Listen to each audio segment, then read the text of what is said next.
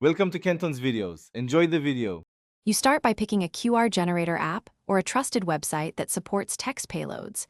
This matters because some tools only create URLs. Once chosen, open the app and grant camera or clipboard access so you can scan or paste quickly.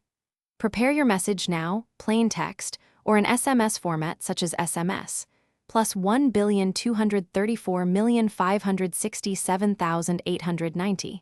Hi. Make sure to confirm country codes and punctuation. This prevents delivery errors.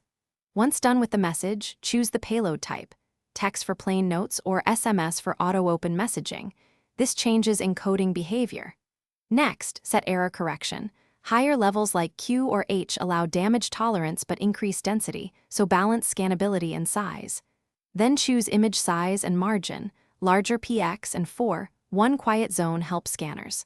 Finally, convert or generate the code and inspect the preview, because visual artifacts or tiny modules can break real-world scans. You export the QR as PNG for simple use or SVG if you need lossless scaling. SVG is ideal for high-resolution prints.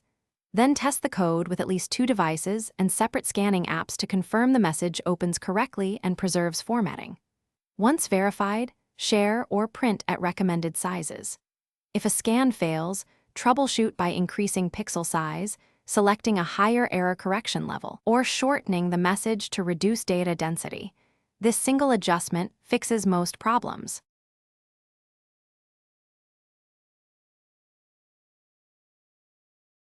Thanks for watching. Consider subscribing if we helped you.